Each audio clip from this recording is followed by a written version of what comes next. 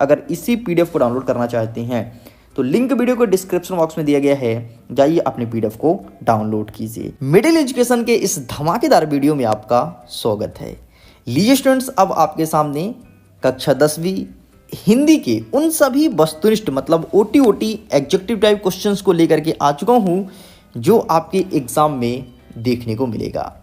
इतना ही नहीं, इसके पहले ही 40 नंबर का टेस्ट ऑलरेडी हो चुका है। एक वीडियो भी मैंने अपलोड किया था यूट्यूब चैनल पर, आपके सामने मैं उन सभी क्वेश्चंस के आंसर को सॉल्व भी कराया था। अगर आपने उस वीडियो को नहीं देखा तो लिंक डिस्क्रिप्शन बॉक्स में है, जाइए जाकर के इस वीडियो को चेकआउट ज़रूर कीजिएगा। बहुत सारे क्वेश्चंस आपका वहां से सॉल्व हो जाएगा। एंड ये 40 नंबर का हमारा सेकंड वीडियो होने जा रहा है जिसमें फिर से अगेन आगे क्वेश्चंस के कवर करेंगे। मैं बता देता हूं, अभी तक हिंदी के कुल 10 टेस्ट हो चुके हैं, जो कि 10-10 नंबर का एक टेस्ट था, मतलब 70 एडजेक्टिव हमने वहाँ से कवर कर लिया है। 40 नंबर का एक फुल लेंथ टेस्ट था जिसको हमने कवर किया, और 40 नंबर का अगेन कवर होने जा रहा है। मतलब टोटल हमने 70 में से आप 40 जोड़ो फिर 40 जोड़ो, मतलब टोटल 150 वस्तुनिष्ठ प्रश्न हमने कवर कर लिया। अब आपके एग्जाम में आएंगे कितने? 150 में से केवल और केवल आपके परीक्षा में आएगा 30 प्रश्न। तो 3 दूनी 6, 3 त्रिकाई 9, 3 चौको 12, 3 पचे 15। हमने 5 गुना वस्तुनिष्ठ प्रश्न को पढ़ा है। आपको पता है टॉपर सीरीज से जो बच्चे जुड़े हैं उनको बहुत ज़्यादा फायदा मिल रहा है एंड वो डेफिनेटली अपने स्कूल के टॉपर बनेंगे। लेकिन मेरे से बहुत सारे स्टूडेंट्स न्यू जुड़ते हैं तो उनका एक ही क्वेश्चन है, what is the topper series? आखिरकार ये है क्या टॉपर सीरीज? तो जरा समझिएगा। टॉपर सीरीज के अंतर्गत मैं 3 बिंदुओं को डिस्कस करता हूँ। पहला बिंदु, टॉपर सीरीज के अंतर्गत उन सभी क्वेश्चंस को कवर करता हूं जो कि आपके एग्जाम पॉइंट ऑफ व्यू से बहुत ही ज़्यादा इंपॉर्टेंट है, जो प्रीवियस ईयर में पूछा जा चुका है, नए सत्र में भी मतलब वर्ष 2024 में देखने को मिलेगा। एंड हमारा सेकंड पॉइंट है कि जितने भी क्वेश्चन पेपर वायरल होंगे, चाहे वो रियल हो फेक हो, जो भी वायरल होगा और मुझे लगेगा इस पर मुझे वीडियो बनाना चाहिए, मुझे इस पर काम करनी चाहिए, वो आपको टॉपर सीरीज के अंतर्गत प्रोवाइड कराए जाएंगे। एंड तीसरा बिंदु कान खोल के सुन लीजिए, वो मॉडल क्वेश्चन पेपर जो मिडिल एजुकेशन द्वारा बनाया गया है, जिस मॉडल क्वेश्चन पेपर को पढ़ने के बाद बहुत सारे बच्चे पहले भी टॉप कर चुके हैं, वो सब कवर किया जाएगा। ओके स्टूडेंट, तो चलिए अब हम अपने वस्तुनिष्ठ प्रश्न की तरफ रुख करते हैं। आपका एक ही फर्ज है कि आपसे कितने प्रश्न का उत्तर बन रहा है आपको पहले बताना है, फिर हम आपको सही आंसर बताएंगे। आपकी कितने नंबर आ रहे हैं 40 में से कमेंट सेक्शन में लिख करके जरूर बताना। अगर कोई स्टूडेंट 35 से ज़्यादा नंबर लेकर के आता है तो डेफिनेटली उनकी तैयारी बहुत ही अच्छी है। अगर कोई 30 तक लेकर के आता है तो उनकी तैयारी में थोड़ी कमी है। अगर उनको टॉप करना है तो अपनी तैयारी को और बेहतर करना होगा। ये एक मूल्यांकन है जो कि एग्ज़ाम के पहले कराया जा रहा है। इसे हम एक नाम देंगे निदात्मक मूल्यांकन, जो कि ऐसे होता है जो परीक्षा के पहले कराया जाता है। ओके, तो आप लोग की कितनी तैयारी है, स्कूल के शिक्षक कितनी तैयारी करवाए हैं, ये सब मैटर नहीं करता है। मैटर करता है कि अगर तुम मिडिल एजुकेशन के रेगुलर स्टूडेंट थे तो तुमसे सारे क्वेश्चंस बनने चाहिए।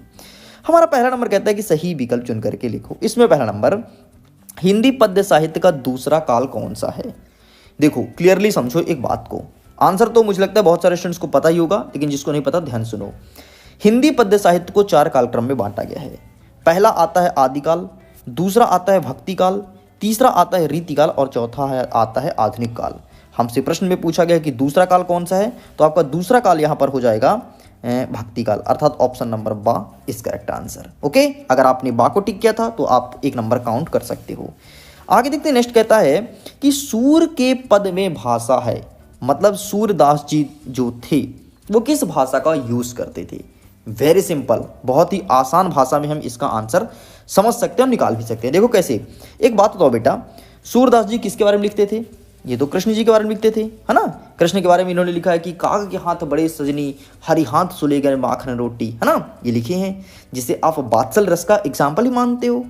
ठीक, तो सूरदास जी का जो पद था किस भाषा में था? एक बात बताओ यार, कृष्ण भगवान किस क्षेत्र से बिलोंग करते थे? किस क्षेत्र से? मध्य प्रदेश के ब्रज भाषा थे ना, ब्रज के निवासी थे। तो यार जब ब्रज के निवासी थे तो वो क्या खड़ी बोली बोलेंगे, क्या बघेली बोलेंगे, क्या मैथिली बोलेंगे? नहीं ना, ब्रज भाषा यूज करेंगे। एंड इसका सही आंसर ऑप्शन नंबर आ इस करेक्ट आंसर। उम्मीद करता हूं समझ में आया होगा एंड अब आपको रटने की जरूरत नहीं पड़ेगी। आगे देखते हैं तीसरा प्रश्न। तीसरा नंबर कहता है कि रसाक्तम वाक्यम काव्यम की परिभाषा किस आचार्य की है। देखो ये हमेशा पूछता है। एमपी बोर्ड ने 2019 में प्रश्न पूछा था, 2020 में पूछा है, 2022 में पूछा है और फिर से 2023 में पूछा है और अब 2024 में पूछा जाएगा। केवल और केवल 2021 वर्ष में नहीं आया था ये प्रश्न, है ना। इतना तगड़ा प्रश्न है। तो रसाक्तम वाक्यम काव्यम का मतलब होता है रसयुक्त वाक्य ही काव्य है। और इस डेफिनेशन को देने वाले क्या आचार्य जगन्नाथ हैं, क्या रामचंद्र शुक्ल हैं, या फिर आचार्य विश्वनाथ, या फिर आचार्य मम्मट। तो इसका सही आंसर आपको लगाना है ऑप्शन नंबर सा, आचार्य विश्वनाथ।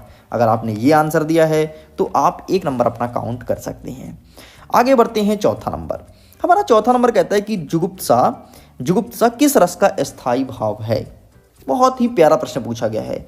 आमतौर पर ऐसा पूछता है कि भयानक रस का स्थायी भाव क्या होगा, श्रृंगार का स्थायी भाव क्या होगा, लेकिन इस प्रश्न को ही पलट दिया और लिख दिया जुगुप्सा किस रस का स्थायी भाव है। मतलब आपके सामने स्थायी भाव दिया है, रस पहचानना है। बहुत ही तगड़ा प्रश्न पूछा है, घुमा के पूछा है, कठिन स्तर का प्रश्न माना जाता है ऐसे प्रश्न को। तो जुगुप्सा होगा भाई विभत्स का, सबको पता होगा, लेकिन नहीं पता था तो आपको पता होना चाहिए। विभत्स को होता है जुगुप्सा। अच्छा, रौद्र का क्या होता है? रौद्र का होता है क्रोध, भयानक का भय और वीर का उत्साह। अगर आपने विभत्सा को टिक किया था तो 1 नंबर आप काउंट कर सकते हैं। आगे बढ़ते हैं। नेक्स्ट कहता है 5वां नंबर, कैप्टन नाम था, कैप्टन किसका नाम था? पानी वाले का, सैनिक का, हवलदार का, या ऑप्शन नंबर सा चश्मा वाले का। मैं उम्मीद करता हूँ सारे आंसर सही होंगे। ऑप्शन नंबर सा चश्मा वाला इस करेक्ट आंसर। उन्हीं का नाम कैप्टन था और वही नेता सुभाष चंद्र बोस की मूर्ति पर चश्मा पहनाया करते थे। ठीक है, फटाफट सारे क्वेश्चंस को अटेम्प्ट करो। नेक्स्ट देखते हैं 6वां नंबर, नेताजी का चश्मा पाठ की विधा है। कौन सी विधा है? एकांकी है, निबंध है, कहानी है, या फिर संस्मरण है? आपको पता है एकांकी मतलब होता क्या है, निबंध मतलब क्या होता है, कहानी मतलब क्या होता है, फिर संस्मरण मतलब? जरा सुनिएगा। बाकी इसका आंसर बहुत सारे बच्चों को आ गया होगा, मैं उम्मीद करता हूँ। बस ऐसे ही प्रिपरेशन करते रहिए। देखो, एकांकी का मतलब होता है अगर तुम कोई पाठ पढ़ रहे हो, किसी एक व्यक्ति के बारे में लिखा गया है, समझो वो एकांकी है। निबंध की बात करूँ तो जब किसी पाठ को तुम पढ़ रहे हो और किसी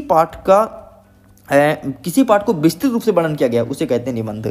लेकिन कहानी किसे कहते हैं? जब तुमको ऐसा लगे यार रोचक है, कहीं कहीं हास्य आता है, कहीं श्रृंगार का वर्णन होता है ना, या फिर कहीं हमारा दिल भी पिघलता है, मतलब श्रृंगार के संयोग का वर्णन होता है, तो यहाँ पर आप कहानी कहोगे। और संस्मरण का मतलब क्या होता है, इसका आंसर आपको स्वयं कमेंट सेक्शन में लिख करके देना है। मैं भी तो देखूं आपकी तैयारी कैसी चल रही है। देखो यार, टॉप करने के लिए हमें ऐसे नहीं, हमें प्रश्न उत्तर रटना नहीं पड़ेगा, बल्कि समझना पड़ेगा। और ये वीडियो उन्हीं बच्चों को पसंद आएगा जो बाकी टॉप करना चाहते हैं। ठीक है, तो इसका सही आंसर आप क्या लगाएंगे बेटा? इसका सही आंसर हो जाएगा आपका कहानी। ये एक कहानी है। Got it?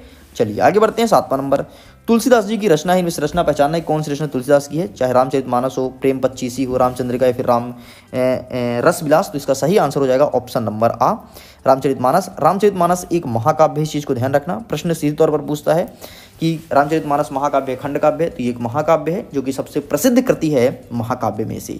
अच्छा, इसके रचनाकार कौन है? तुलसीदास जी हैं। किसके बारे में लिखा गया है? तो भगवान श्री राम, उनके भाई लक्ष्मण और उनकी पत्नी सीता के बारे में वर्णन किया गया है। आगे बढ़ते हैं 8वां नंबर। 8वां नंबर कहता है नेताजी की मूर्ति पर चश्मा कौन लगाता था? हमारे ऑप्शंस कहते हैं कैप्टन चश्मा वाला, पान वाला, हलदार वाला, या फिर चौराहे के व्यापारी। तो बच्चों को पता है कैप्टन चश्मा वाला लगाता था, एंड यही आपके एग्जाम में पूछा जाएगा इस बार। ठीक है, आगे बढ़ते हैं 9वां नंबर। 9वां नंबर कहता है उद्धव ने गोपियों को किसका संदेश दिया था, है ना। उद्धव जो था गोपी को किसका संदेश दिया था? ऑप्शन नंबर आ, प्रेम का, योग का, कर्म का, या भक्ति का। तो इसका सही आंसर लगाना है ऑप्शन नंबर बा, योग का। अगर आपने बा को टिक किया था आप 1 नंबर अपना काउंट कर सकते हैं। आगे बढ़ते हैं। 10वां नंबर कहता है कि सांप के डर से घबराकर भोलानाथ कहाँ जा छिपे थे? एंड हमारे ऑप्शंस ये रहे आपके सामने। पिता की गोद में। एक बात बताओ, पिता की गोद में क्या इन्होंने छिपा था? बोलोगे जी नहीं। घर के कोने में? जी नहीं। बाबा की रजाई में? नहीं। माँ के आंचल में? बिल्कुल सत्य है भाई, बाबा की रजाई में कौन छिपता है? ठीक है, मतलब ऑप्शन बनाने वाले क्या गजब का ऑप्शंस बनाए हैं। एंड बाबा की रजाई इसका गलत उत्तर है, माँ का आंचल इस करेक्ट आंसर। अगर आपने यही आंसर दिया था तो फाइनली तुम्हारा सही है। हमारा 11वां नंबर कहता है कि रीतिकाल काव्य की प्रमुख विशेषताएं हैं। ऑप्शंस कहता है श्रृंगार वर्णन, भक्ति भावना, युद्धों का वर्णन, या फिर शोषण का विरोध। तो इसका सही आंसर होगा ऑप्शन नंबर आ, श्रृंगार वर्णन। अगर आपने इसको टिक किया तो फाइनली आप 1 नंबर अपना काउंट कर सकते हैं।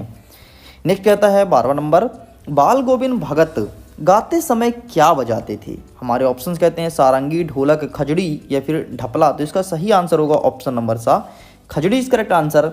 जब भी वो गाना गाते थे तो हमेशा खजड़ी को बजाया करते थे। और आपको पता है जब इनकी बेटी की मृत्यु हो गई थी तो वहाँ पर वो बैठ लिए थे उसके सिर के पास फूल और तुलसी वगैरह डाल करके, और वो गाना भी गाते थे। उनका ऐसा मानना था कि अगर हमारे बेटे की मृत्यु हो गई है और हम गाना गाएंगे तो उसके आत्मा को शांति मिलेगी, उसके आत्मा का परमात्मा से मिलन होगा। ठीक, नेक्स्ट कहता है जिन वाक्यों में दो कर्म होते हैं वो कौन सी क्रिया कहलाती है? तो उसे कहते हैं सकर्मक, अकर्मक, या फिर नेक्स्ट कहता है संयुक्त या फिर दुकर्मक। तो इसका सही आंसर लगाना है ऑप्शन नंबर 10, दुकर्मक क्रिया इस करेक्ट आंसर। अगर आपने यही टिक किया था 1 नंबर और काउंट कर सकते हैं। नेक्स्ट कहता है हिंदी का सर्वाधिक लोकप्रिय महाकाव्य कौन सा है? मैंने ऊपर ही डिस्कस किया था कि हिंदी का सर्वाधिक लोकप्रिय महाकाव्य रामचरितमानस है, जिसको लिखने वाले तुलसीदास जी हैं। वैसे कामयानी भी एक महाकाव्य है, लेकिन ये प्रसिद्ध नहीं है जितना रामचरितमानस प्रसिद्ध है। अगर आप हिंदू धर्म के हैं तो डेफिनेटली आपके घर में रामचरितमानस जरूर होगा। ओके, आगे बढ़ते। नेक्स्ट कहता है काव्य की शोभा बढ़ाने वाले तत्व को क्या कहते हैं? तो इसको कहते हैं अलंकार, अर्थात ऑप्शन नंबर 10 इस करेक्ट आंसर। क्या आपका सही है ये? अगर सही है तो 1 नंबर काउंट कर सकते हैं। नेक्स्ट कहता है चौपाई में कितनी मात्राएं होती हैं? हमारे ऑप्शंस कहते हैं 14, 20, 16 या फिर 24। तो इसका सही आंसर लगाना है ऑप्शन नंबर 16 इस करेक्ट आंसर। ओके, यही आपका सही उत्तर हो जाएगा। आगे बढ़ते। नेक्स्ट कहता है कि करुण रस का स्थायी भाव क्या है? हमारे ऑप्शंस कहते हैं निर्वेद, रति, रौद्र या फिर शोक। तो करुण का हो जाएगा शोक। अगर आपने ये टिक किया था तो फाइनली आपका सही है। निर्वेद किसका है? तो शांत का निर्वेद है। रति किसका है? तो श्रृंगार का रति है। और रौद्र किसका है? तो रौद्र क्रोध, ठीक, क्रोध। ठीक है, ये भी कंप्लीट होता है। नेक्स्ट कहता है हमारा 18वां नंबर कि शब्द गुण कितने प्रकार के होते हैं? आपको पता है शब्द गुण 3 प्रकार के होते हैं। ठीक, कौन कौन से? तो ओज, प्रसाद और माधुर्य, ये शब्द गुण के प्रकार हैं। और अभिधा, लक्षणा और व्यंजना ये शब्द के प्रकार हैं। ठीक है, अभिधा, लक्षणा और व्यंजना। ठीक, इस चीज़ को ध्यान रखिएगा। चलिए, तो ये भी कंप्लीट होता है। ऑप्शन नंबर 22 का सही उत्तर हो जाएगा। शब्द शक्ति और शब्द गुण दोनों 3 प्रकार के होते हैं। अभिधा, लक्षणा, व्यंजना ये भी 3 प्रकार का, और ओज, माधुर्य और प्रसाद ये भी 3 प्रकार का होता है। नेक्स्ट कहता है एक ही शब्द की एक से अधिक द्वारा आवृत्ति हो वह कौन सा अलंकार कहलाता है? बहुत ही प्यारा प्रश्न पूछा गया है कि एक ही शब्द की बार बार आवृत्ति हो वह कौन सा अलंकार कहलाएगा? तो इसका सही आंसर होगा ऑप्शन नंबर 12, पुनरुक्त प्रकाश अलंकार। यही आपके एग्जाम में पिछले कई सालों से लगातार देखने को मिल रहा है। तो इसका सही आंसर ऑप्शन नंबर 12 पे टिक करना है। आगे बढ़ते हैं। नेक्स्ट 20वां नंबर कहता है जीवन का समग्र चित्रण किसमें होता है? मुक्तक काव्य में होता है, या फिर हमारा होता है गे मुक्तम में, या खंड काव्य में, या फिर महाकाव्य में? तो इसका सही आंसर लगाना है ऑप्शन नंबर द महाकाव्य इस करेक्ट आंसर। इसमें जीवन का समग्र चित्रण होता है, लेकिन आपके खंड काव्य में जीवन का आंशिक चित्रण होता है। इस चीज़ को ध्यान रखिएगा। ओके स्टूडेंट्स, तो इस वीडियो में हम 20 नंबर तक ही कवर करते हैं। जल्द ही मिलेंगे एक सेकंड पार्ट की वीडियो में जिसमें आगे के वस्तुनिष्ठ प्रश्न को कवर करेंगे।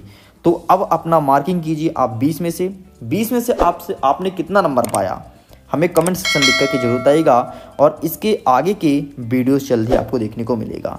वीडियो पसंद आए तो वीडियो को लाइक कीजिए, अपने दोस्तों के साथ शेयर कीजिए। अगर इसी PDF को डाउनलोड करना चाहते हैं तो लिंक वीडियो को डिस्क्रिप्शन बॉक्स में दिया गया है, जाइए अपने PDF को डाउनलोड कीजिए। मैं करता हूँ वीडियो को एंड। एग्जाम के लिए all the best. Bye bye.